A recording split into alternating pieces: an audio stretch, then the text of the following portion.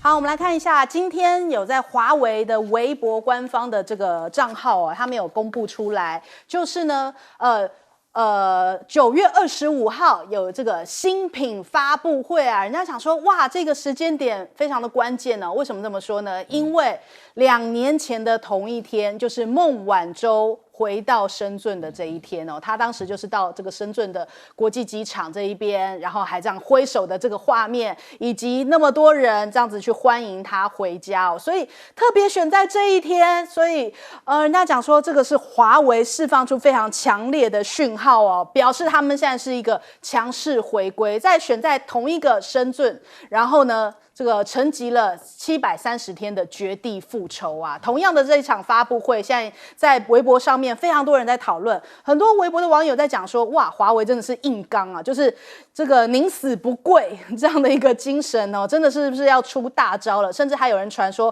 会不会5奈米的麒麟芯片要横空出世了呢？那其实我们看到美国对于华为哦7轮绞杀，有网友这样子统计哦，从一开始的时候联合盟友一起来进华为的5G，然后再来就是非法扣押了孟晚舟，还有他们讲说，华为产品必须你不可以用到我们美国的技术哦，这样子的一个5G 技术哦，其实现在正是世界各国很需要，就是在部件的那一个时间点嘛，就是在2年前、2、3年前哦，那所以美国就不认为打击华为会导致这个中国大陆占领5G 的网络产业，结果最后呢，这个收场是美国恐怕失去了这个技术的控制权。那我们看看，其实任正非在之前哦，他们就是在成立华为的军团的时候，他们就说我们要遇强则强，永不放弃啊，把打胜仗作为一个信仰。我们来听一下。军团呢，我们要重视这个商业模式的探索与建立。为了未来的理想，为了明天，请每一个人都要牢记使命，一切为了胜利，一切为了前线，要把打胜仗作为一种信仰。认为和平是打出来的，我们要用艰苦奋斗、英勇牺牲，打出一个未来30年的和平环境，让任何人都不敢再欺负我。我们在为自己，也在为国家。为国舍命，历史会记住你们的。等我们同饮庆功酒那一天，一无是处挺进来。好，所以他的确是讲出来，和平是打出来的哦。那华为也交出了这样的一个反攻成绩单啊。的确，现在这个新手机 Mate 60 Pro 很热销哦。那我们看到今天最新消息哦，现在是不是要打团体战呢？华为跟小米达成全球专利的交叉授权哦，包含了5G 的这个通信技术。那甚至还有网友在讲说啊，3年来华为被打压哦，但是美国忘了小米啊，所以小米疯狂研发5G，然后把这个技术这个跟华为之间彼此授权哦，专利交换啊，所以现在看起来是华为跟小米联合起来，是不是要对抗苹果？甚至还有人目击到说，连成龙啊都想要买这一个最新的 Mate 60 Pro。现在的确在中国大陆很多人都买不到哦，那台湾更不用说，台湾根本就没有办法进这一台华为哦。这个网友在成都遇到了这个成龙，直接跑到华为的专卖店里面，把玩了 Mate 60 Pro 的 demo 机之后，就说可不可以买呀？那可是店员就跟他讲说，库存短缺，现在没有货，所以最后成龙只好跟大家一样，都是用预定的方式哦。那再来我们看一下小摩，它最新的一个预估，就说这个出货目标现在要往上调，大概目标调高20%哦，至少今年可以出货4000万只华为，所以是蛮看好华为的。那再来我们看一下，连这个富士康的工厂哦，过去都比较是为苹果来这个代工，但是现在这个新消息出来，就是说他们在富士康的工厂外头发现到真人启事哦，就是代工的真人启事，竟然是要来代工华为，而且他代工的薪资是比起苹果更高，也就是说，他们现在苹果的产量已经满足了，因为预估好像市场上面并不会有买那么多苹果，反倒是华为一直在上调它的这个出货量，以至于说在工厂外头的这个算招募启事哦，都已经更改了。那再来大摩呢？我们刚刚讲完小摩，大摩讲说，现在华为大概在明年哦就会抢回为1成的市占率哦，所以它现在目前在大陆5G 智慧型的需求量大概占了10%哦，也就是说新机的出货量它就十分的看好。那网友甚至还在改图啊，就是把拜登啊、川普啊、贾伯斯啊，这样是苹果的创办人哦，还有这个麦克阿瑟哦，全部通通都 P 图拿上了华为最新的手机哦。那当然，拜登跟川普是主要是因为打压或者是说这个制裁华为，所以他们就拿来作为一个代言人反攻哦。那贾伯斯的话是因为他们现在是瞄准苹果要来抢这个市占率。那再来我们看一下，连武汉大学的开学典礼哦，校长都还特别提到这个 Mate 60 Pro 也有鉴于现在这样子，他们其实现在这一台被称为这个叫蒸汽机的手机哦，是不是也代表一个中国大陆的一个民族情绪，或者是一个不服输的一个精神？我们来听一听。华为推出新款手机 Mate 60 Pro， 引发了全球的关注。华为用持之以恒的自主创新，奋力突破了美西方严密的技术封锁和全方位的极限打压，在卡脖子的关键核心技术领域，不断取得令国人为之骄傲的成绩，实现高水平科技自立自强，是推进中国式现代化建设的关键。今天在座的每一位研究生都承载着民族复兴的历史使命，并主动担负起科技自立自强的时代大任。对，所以的确是让很多中国大陆的人呢，就觉得说啊，这是一场漂亮的反攻哦。那在苹果发布会之后呢，其实看到微博上面呢，本来它已经在热搜榜上面，但后来就被下了下来。那人家讲说可以看出来，这个可能可以预见苹果接下来在中国大陆市场的处境哦，是不是开始全面性的这个大陆的网友或者是消费者哦，要用苹果来反制裁，就是我开始不用苹果，我开始要转用华为这样的一个氛围哦。那我们看这个连备货量在大陆这边都锐减了30%，因为很多人在讲说，我们现在就是要用华为啊，甚至还有网友讲说，我看完了苹果的发布会，我还以为制裁4年的是苹果呢，就还这样子讲，就说了无新意哦。所以他们的这个网友的说法真的还蛮创新的。那所以我们来看一下，这个中国大陆现在到底有没有对于苹果有所限制呢？现在目前官方外交部的讲法是说，没有禁止购买或使用 iPhone 任何这个美国苹果手机在内的相关的一个法令啦，但是大家讲说接下来搞不好这个中国大陆的消费者会自行的来避免用苹果转用华为。我们首先来请教一下，这是要问郑源哥吗？好，郑源哥，这一次的华为手机啊，王者归来，勾践复国，相当的成功。然后这一款手机又碰上 iPhone 15，这次的 iPhone 15真的相对来讲，它只是提升某一些质感啊，一些质量，但是并没有什么亮丽的新功能。这两相比较之下 ，iPhone 的整个公司的股票市值啊，就跌了。他们说有2个 Sony 啊，日本 Sony 的市值，这是很可怕的一个数字啊。原因呢，其实应该有2个了哈。第一个就是 iPhone 15啊，真的哈。这一次表现的不杰出，很多人就讲说，那我等 iPhone 16，从 iPhone 12等到 iPhone 13，再等到 iPhone 14、iPhone 15、16，它没有新的功能哦。这一点可能 iPhone 本身呢，也要仔细去想一想，要不要添加什么新的功能，以便吸引更多年轻世代的这个消费者。第二个呢，华为表现很亮丽。它除了用所谓的星闪技术 Starlink 哈，那除了另外的就是它有一些比较特殊的比较卫星通讯功能，然后速度也跟那个，再加上所谓一种民族情感，因为过去美国拼老命打压，所以造成这个大陆人发现说我们没有被卡脖子的，所以消费者会群起的这产生购买的热潮，就会对华为的iPhone 手机产生替代的作用。那刚刚好，又是什么？又是这个大陆的相关的政府单位宣布，公务员或者国营事业的员工在工作场合不可以使用 iPhone 的手机，不是针对 iPhone 15哦，包括以前的所有系列手机都不应该使用，理由是安全理由。所以大陆外交部的发言人毛宁他当然讲说，我们没有禁止你这个不能购买哦。我们只是禁止你不可以在工作场所使用，买可以照买，可以使用。那话又说回来，这个暗示性极强嘛，哈。那可能会扩及到地方政府，那这样子受到影响呢，至少就5600万人。那5600万人呢，少说可能会影响相当大比例的 iPhone 手机的一个购买能力。所以 iPhone 这个叫屋漏偏逢连夜雨，自己的新产品表现不佳，又碰到地缘政治的环境。那因为前段时间 iPhone 也配合美国政府说要把一部分的生产线啊移开中国大陆啊，一直在讨论这个问题啊，所以大概双方面都心里面有搭歌，所以大陆也就来一个软性的一个限制。这种产品竞争对消费者是好的，但地缘政治的拿来对企业的打压，我觉得对消费者是不好的。那可是起源者是美国人啊，我们美国是完全不准华为的手机啊，所以这个时候去怪中国政府也没什么道理。好，来请教杨老师。华为手机在被禁将近4年之后，完全离开5G 市场，在8月29号突然的，荣耀突围重返，就是整个5G 市场。那到今天为止，其实我们认识到一个很重要的事情：美国对中国的科技围堵无效。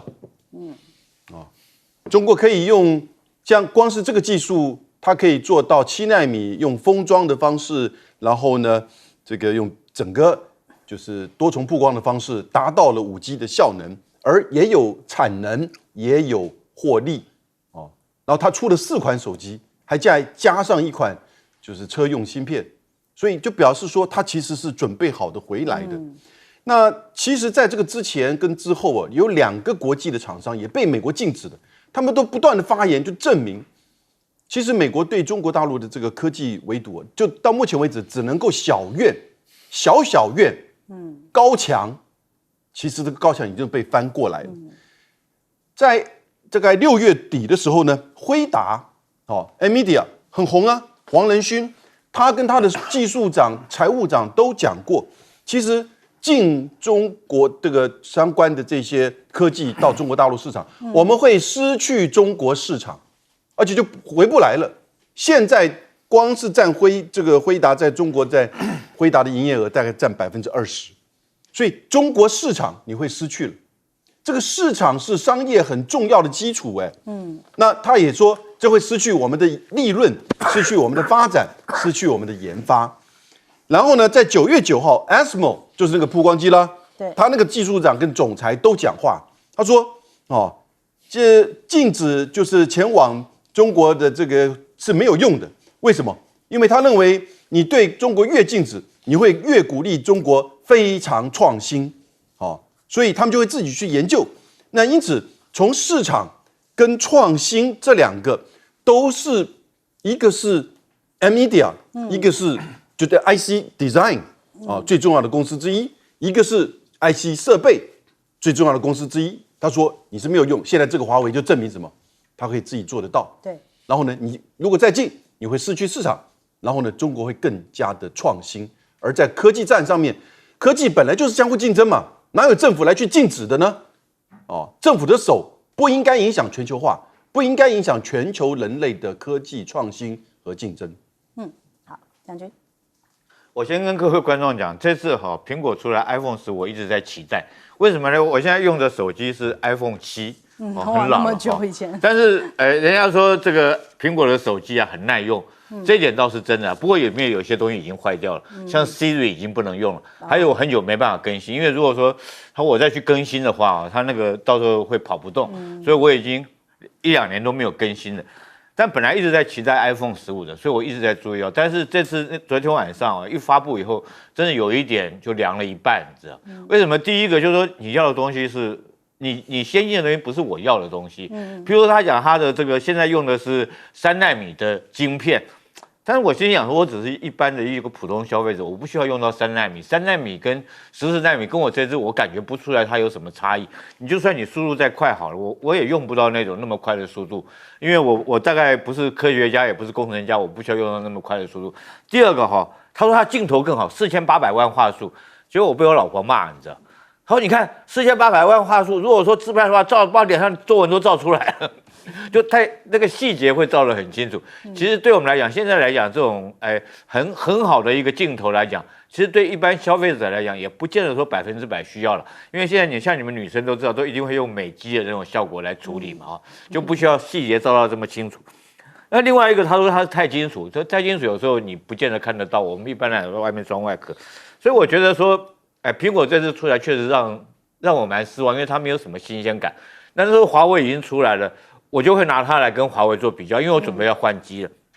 那我这边特别要讲，我还特别注意到这2天这个苹果的股票它连跌2天了，第一天已经跌了1.71%，昨天又下跌1.19%，就连续2天的下跌，可见得它这个出来以后，大家一般的市场，我们一般消费者的评价来讲，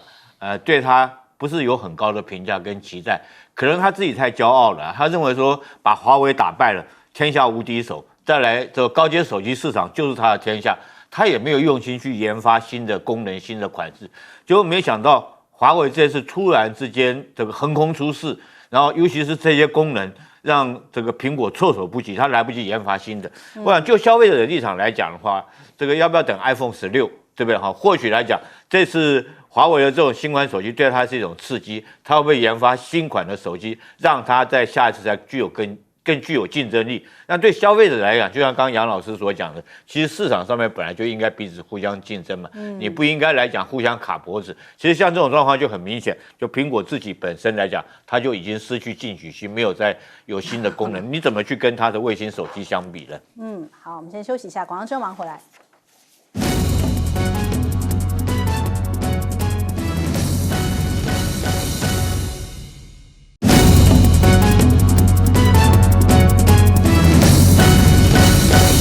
欢迎回来，新闻大白话。我们来看一下真的有外星人吗？就是有这样的消息在今天。包含国内外或者是中国大陆的一些网站都有这样子的报道，就说哇，全球首个承认外星人存在、外星生物存在的国家出现了，就是墨西哥国会因为墨西哥国会他们还公开了这个2具外星人的这个尸体那他说这个已经大概有1000年以上的历史是在秘鲁库斯科所找到的，2具都被植入了非常稀有的这个金属制成物，然后有这些非常坚硬的这个铂系金属额。甚至其中一个还怀孕了，腹部有3颗卵所以让大家就是全球都引发了讨论那这个真的是有外星人吗？你看看这些不明飞行物的专家讲说，这些遗骸是非地球上任何物种而且美国前情报人员他们讲说，外星人似乎是故意让 UFO 坠落，借此来研究人类。所以就在墨西哥的消息之后，其实在微博上头也有这个大陆的网友讲说，在这个潮县，山东潮县这边也看到了这个 UFO 我们来看一下。不高，我在哪儿？这不是我，这不是飞机，配合，这不是飞机啊！你看有没有吧？好，所以 UFO 也让大家联想到说，现在真的包含了世界上面俄罗斯、美国跟中国大陆都是在这个太空领域上面积极在发展金正恩这一次跟普京见面就是在俄罗斯东方航天发射场来见面那他2个人相谈了大概2个小时，就在这个太空发射场，它其实距离中国大陆的边境也不远大概距离海参崴或是念海参崴的港口大概是1500公里左右。那所以看起来为什么会选在这个地方？人家讲说，有可能是俄罗斯要帮助朝鲜来建造这个太空的这个火箭，或者是太空的探索。那未来可能也会使用在军事上头。金正恩也提到将会永远支持普京跟俄罗斯的领导所以双方有可能在加强国防方面，甚至是军售，或者是牵涉到这个太空领域吗？白宫很紧张科比就在讲说，美国国会会采取适当的步骤来阻止。那的确，现在中美双方也都启动了太空空战。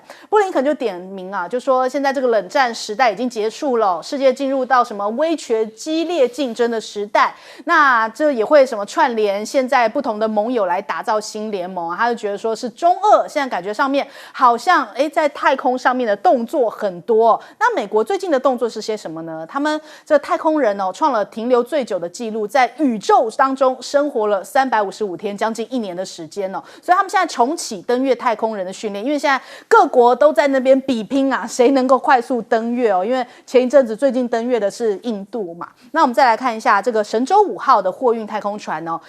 也以受控载入大气层，然后要有多个领域的项目取得成果，还不止如此现在连太空旅行都要成型了吗？现在中国大陆已经开始喊出来，2027年这个太空旅行的规模可能会达到17亿美元呐。那看起来这个美国也好，中国、俄罗斯、印度，现在大家都非常积极在比拼这个场太空战。首先，我们来请教一下杨老师。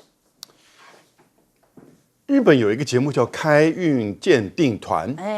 在台湾也有大家这个蛮喜欢看蛮人气的。我不知道台湾有没有播出那去年的时候呢，有一部这个《开运鉴定团》，它有一个神社，他说他这个已经有600-700年、上千年的，就是那个河童的尸体河童，因为日文叫卡巴。那然后呢，就是日本很有那种妖怪文化嘛它的妖怪文化当中最有名就是这个河童那因此呢，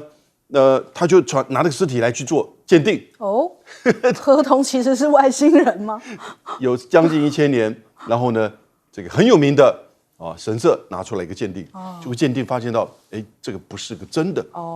那回复到那段历史呢，其实当时会有很多的这一些神社呢会制作类似的这些东西，然后呢，再把它给弄成非常的神似。那因此呢，会有一些可能是祭拜，有一些可能是这个驱邪啊、辟邪啊这些功用，但是把它留下来之后呢，这个话语就一直围绕在这个东西，它就好像变成真的。那当然，在开运鉴定团里面被检验出来。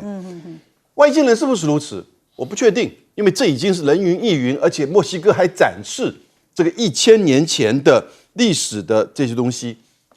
那因为我们自己没有办法去做这个证据，也许他真的在经过科学的鉴定，是不是能够更进一步的得到证实？我相信这个地球一定不是只有我们那我觉得其实不要去拒绝任何这种纯粹只是你都一定要科学的东西但是呢，有的时候它其实需要更进一步的这个得到检验那只是刚好提到这个开运鉴定团的比较，太空的部分为什么大家都要去开发太空？必须要讲，人类的科技到了一个阶段的时候呢，它往太空走的这种容易性以及呢，去走到甚至离开这个单纯只是太空大气层、月球的这个可能性就越来越高。那过去在1966年呢，全世界是签了一个叫做外太空条约在那个时候就有签外太空条约必须要共同利益的原则，自由探勘和利用，而且不得据为己有。然后呢，当然要非军事化这些原则到目前为止，你看到美、俄、中、欧洲甚至印度印度最近也上了月球嘛，对不对？那似乎对只是在初步的探勘的阶段。那这个能不能够遵守？我觉得国际上在这个上面非军事化，不占为己有。但是你当然自己设地所这个占有的发展的这个基地，一定是你自己本身开发的嘛，那这没有问题，你自己的设施。可是呢，将来举例而言，在月球的南极，它的那些水冰，将来能够得到补充，作为太空站的使用，这就是稀有资源。而这个资源会不会导引住其他国家的这个来占领、利用，甚至产生冲突这个我觉得都是将来可能会面临到的问题。刚刚我们制作人传给我一个消息就说中国的航天官方也发了声明说航天活动当中发现可证明外星人存在就是有确凿的证据所以中国大陆也跟上了这样子的一个外星人的话题，他们说真的是有外星人吗？我们来问一下郑源哥。我没有看到任何确凿的证据，所以他们有这样的说法哈。确凿证据就要像刚永明兄弟讲的，你把这个化石呀、尸体也好，拿来做科学的检验。对，那墨西哥有没有这么做？没有。那人家日本的合同有这么做，所以接受一个比较严谨的科学程序的检验，是确认有没有外星人的一件事情。当然很多的科学推论说，宇宙这么大，一定也会有哪一个行星星球上会有生命。注意到，有生命不代表有外星人。这两码子事，就像人类在地球上大概40亿年前就已经出现生命的一个最简单的那种无核的细胞的生命，但是发展到了人类，整整走到40几亿人。那你宇宙中有没有？我们没有证据没有证据就是公说公有，婆说婆没有，那就不必把它当做一个严谨的事情来看待。那大陆上说他们认为确有，我也没看过他拿出证据来。那墨西哥只是拿一个展示。因为我们小时候看到很多马戏团都会拿出很多怪怪的东西给大家看啊，那吸引大家去买票我现在只能把它当做一个娱乐新闻，不能把它当做科学新闻来看待。最重要的是，朝鲜跟俄罗斯的军事上的结盟越来越强大。那这个美国说要想办法阻止或者打击。我正在期待休命，我要看到证据，看你到底有多大的本事可以阻止。因为就是因为美国的很多的动作，使得原来还有一点汉格的中俄关系变成强大的结盟，现在又使得朝鲜又跟俄罗斯变成一个强大的结盟。那军火的供应势在必行。朝鲜本身也因为俄罗斯的支持，可能会在太空技术、导弹技术核弹技术上面获得很大的增长，这个就是对美国、日本最大的威胁。可是你自己闯出来的祸，你要自己解决。光用口头上面去讲这种有没有意义的话，美国官员怎么堕落到只剩下一张嘴巴这不太好。好，至于这个布林肯说，什么为冷战时代结束了进入什么激烈的权力竞争，不是你美国造成的吗？你在全世界搞地缘政治，你在互相打压，你美国以前所宣示的自由贸易，所谓的全世界的这种全球化的概念，通通抛诸脑后。只要看到谁表现成绩比你好，你一则吃醋，二则侮辱，三则打压，四则无所不用其极，都已经违背了美国的立国精神。你现在还好意思在讲你的什么价值？那你好吧，美国在太空表现的创最久的纪录，我们给他喝彩。但是大陆上比较务实的，天舟5号的货运太空船它以前大概可以载到6吨，但是不要紧天舟6号就到7吨多了。那听说天舟7号也快出来了，所以货运越做越大。那越做越大，成本就会相对降低。所以太空这个研发的成本，大陆是比美国便宜很多那只要在成本优势底下，你讲那种突然间的什么尖端技术就没有意义，因为到时候你占的领域更大。而且太空虽然不讲军事化，但是已经逐渐在军事化。比如说 Starlink 星链在乌克兰战争的发挥功用嘛，所以以后用卫星以及攻击卫星就变成军事上势在必行的一个领域。来请教将军。关于这次墨西哥展示出来这个，我是觉得真的是蛮相信的，因为他是在国会里面展示，他议员其实，在国会里面你公然把这摆出来，你必须要有公信力，不然的话，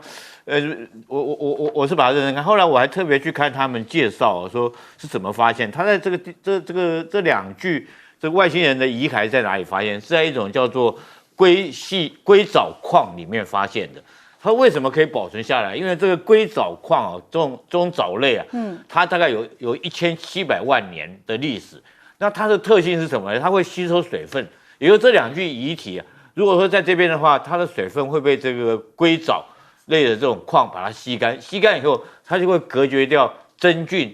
或者是说细菌的隔绝，所以它就会变成类似这种木乃伊的一个状况保存下来了。那他们这次发现以后，其实才去做各方面的检查，用碳14来照射，就发现它有1000年的历史。其实1000年在宇宙来讲的话，不算长就1000年以前，这个外星人如果真的是这两具真的是外星人的话，就表示其实没有多久以前，1000年，我们现在才西元2023年嘛，大概西元1000多年的时候，那时候外星人就已经到了这个地方来，然后在这个，所以他做这个检查，我个人觉得说可能性蛮高的，因为这个检查它的这个展示的地点、公布的地点是国会议员在这边展示，而且是科学家，他有他一套理论，而且他就给你看，对不对？他甚至连那个肚子里面照了 X 光，说里面有怀孕，都展示给你看。另外其实光最近真的是很热闹。山东发现的那个光，你刚刚我们一开始镜头介绍的那个，其实它是6天里面发现3次哦，它不是1次而已哦，它是6天里面发现3次。那我有看那个影片，他们拍下来的那个光影确实很奇怪。第一天的时候其实没多久，就前2天，第一天是9月1号的时候，那个好像一个黑影掉下来，可是不太像自由落体，也不太像陨石，对，陨石是会发亮嘛，它一道黑影好像坠落下来，但是它坠的那个速度不像重力加速度掉下来。那第2天也是一道黑影啊，2道黑影掉下来，然后前天的时候，它是一道光谱，要用跳的方式掉落地面，你就看了就很奇怪。山东他们的解释说这个是外星人，其实我们最近美国自己本身韦伯太那个望远镜。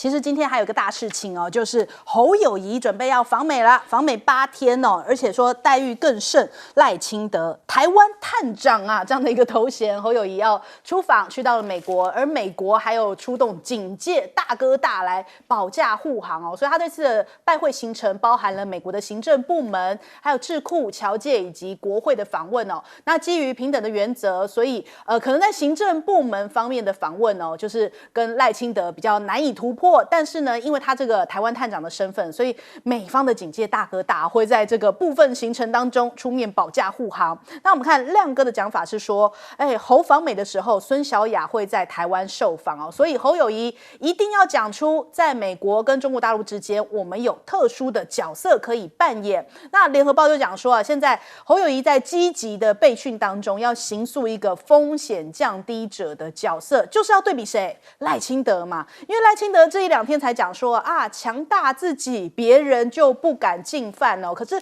过去前一阵子我们在讨论说，是不是美国很担心赖清德有一个依赖的这种氛围，或者是说，担心他变成一个 trouble maker 之类的。他就讲说，争取和平绝非让渡主权，也或是单纯的签订协定哦。那必须强大自己，别人就不敢进犯，以备战达到避战呐。那我们看到新任的国台办发言人，他其实在台湾有多年的驻台经验哦。陆委会就讲说，他应该知道台湾对于统战的反感。那这一位新任的国台办发言人陈彬华，他其实担任这个新华社的记者10多年来驻台记者的相关经验哦。他特别引用了这个古老的一句话，讲说但知春意发，谁是岁寒心哦。那所以我们看到陆委会的发言人就讲说，他应该知道台湾民众不喜欢以统战语言作为互动的基础，所以感觉上面讲这一番话哦，感觉比较稍微温和的这样的一个讲法，而不是用统战的话语。这个是陆委会的一个解读啊。那再来我们看看现在目前中美在海峡这一边的一个校正哦。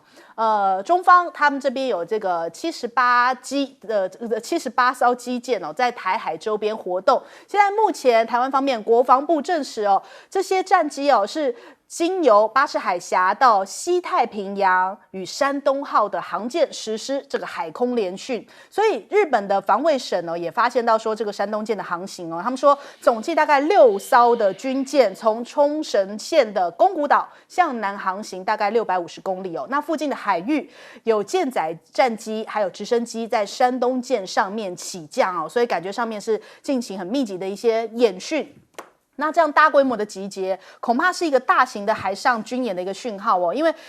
这个是《华尔街日报》他们讲的，他说这个中国的航空母舰和20多艘其他的军舰在西太平洋集结，这种大规模集结，表明这个中国政府可能正在筹划大型的海军演习。那另外，美加其实也有相关的动作，他们军舰一起通过台湾海峡之后，也在展开了南海的演习。4天的航行经过了台湾海峡，包含看美国、加拿大的一些军舰哦，所以12号的时候，他们就到了南海来进行联合演习。美方就讲说啊，这个是跟盟友合作，要强化、加强对于自由开放印太地区的一个承诺。可是中国大陆挺生气啊，你看毛宁出来讲啊，他说有关方面呢，就指这个美国跟加拿大应该立即停止此类的挑衅行动，不要做台海和平稳定的麻烦制造者。所以双方也是感觉这个互相校正哦，这个态势上面。那另外我们看看这个新国的前外长杨荣文讲说，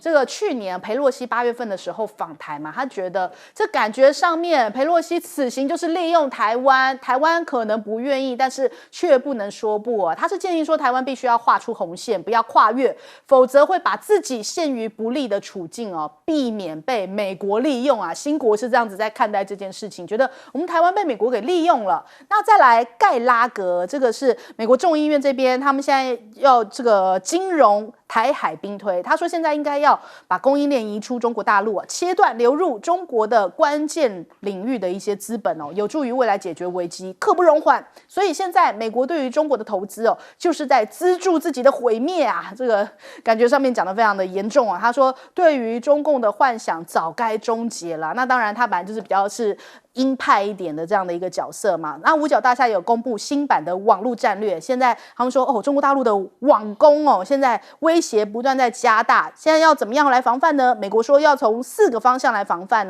他形容中国大陆是广泛而无孔不入的这种网络间谍的一个威胁，所以他们说现在网络可能变成一个新的决战点。那这个吴钊燮也提到他说如果中国大陆大规模的军演，那用这种强力的手段来影响选举结果的话，恐怕会导致反效果。那他反正现在民进党都不断的离选举越来越接近的时候，他们就会开始讲说哇，现在有这个境外势力想要影响选举，这是一种认知作战，已经开始这样的氛围节奏已经开始在带起来了。我们来问一下郑源哥。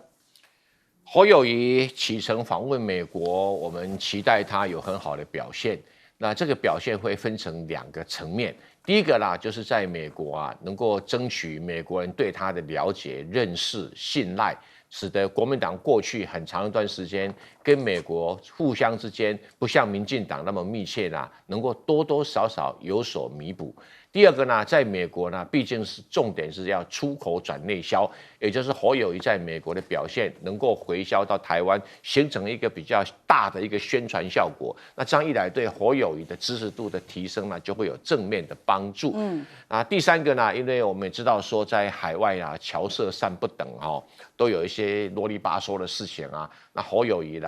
尽量能够避免，而且事实上呢，能够把它团结在一起的话，状况会更好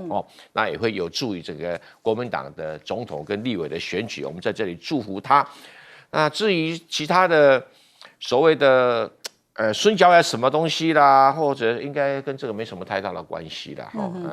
这个不必过度去对孙小雅的动作的夸大的解读侯友宜也谈不上备训，他本来就是一个干过新北市长，也有一定的经历跟训练那对照一下赖清德，赖清德上次我们不能否认，他访美也是相当的成功。本来美国对这个不管是国会也好，或者是各政治势力也好，基本上对于民进党的支持就远比对其他党派来的更大所以这个赖清德去。当然这个会跟美国之间呢不需要谈一些特别的什么东西，但是呢，他出口转内销传回来台湾的这个整个的形象媒体效果相当的好，尤其是被 Bloomberg 彭博访问的那个片段，还有他侨社演讲的片段明显的是高手规划的结果。这一点呢，侯友宜或者未来的柯文哲在访美的时候都要注意这种现象，能够加分。国台办的发言人跟所谓的台湾的这个陆委会这个之间的对话，就是传统上的吵架，也没什么特别值得提的。陆委会一定讲说你们对方都统战，你的陆委会会不会新的名词？不会有那大陆是换了一个新的形象据了解，他的闽南语好像讲得不错，那可能是某种程度这对台湾会有一个更加这个接近的感觉解放军有趣的是什么？他的解放军的空军是由南边经过巴士海峡绕到的西太平洋，然后它的海军船舰是经过北边的宫古海峡，然后往南绕到，就在西太平洋里面进行演训。在西太平洋的这样的一个演训啊，当然会引起很多人的追踪跟随，美国啦、日本啦，还有台湾啦，都会仔细的追踪它演训的成果如何，它的效应如何，以及它到底战力提升到什么程度。那不断的演训，战力当然会不断的提升。那至于说山东舰如此，未来的福建舰也是如此，或者甚至于3艘航空母舰进行联合演习，大家也不必压抑。那这个时候，美国呢，这些依惯例啊，就抓了这个加拿大，通过台湾海峡示威。大陆上也仅是口头讲一讲，毛宁这样讲2句就好像交代过去了，表示好像双方有默契了，不像上一次美国特别派中云号经过台湾海峡的时候，大陆二话不说，直接派出舰艇去截击，那产生比较危险的一个局面。这一次没有啊，我经常开玩笑说，应该采取郑芝龙战术，用大船、老船去撞你新船，他便演出这样的郑芝龙战术啊。那我们慢慢看嘛，表示中美关系在军事上也是各唱各的调，尽量不产生冲突为原则。新加坡外长前外长杨若文讲的这个可能性只讲对一半啦。最早的话，裴洛西访问台湾，真的是民进党精心策划邀请他来的，但事情搞大了以后就无法收拾了哈。那这个反中大将盖拉格要讲什么？随他讲啊。他说不投资中国啊，来则欢喜，去时相送。大陆上现在有需要美国的资金吗？不需要，反而是美国要拜托大陆借钱给他，动不动开口都是2000亿美金买他美国政府公债。那你现在还讲说我们不投资你，请便。好，我们来问一下杨老师。我们台湾进行总统大选的时候啊，各党或者是要主张参选的候选人呢，都会到美国去一趟。到日本其实倒不是真正的重点，但因为日本近，所以也会去日本。为什么都要去到美国呢？大家都会说要去这个被考试啊，得到美国的这个认可。其实那当然就是因为两岸的特殊的情势，台湾安全的特殊的情势，美国到目前为止，依据他的台湾关系法，大概是唯一愿意卖武器给台湾的。虽然最近的武器我是觉得越卖越糟糕了哈，但是呢，这是一个就是说美国对于台海的议题的重视，也是他的外交政策当中的一个环节。然后就是你要竞选总统的话，你的政策是不是跟我要维持这样子的一个稳定的，到现在变成一种棋子的这个政策哈，是不是一致的？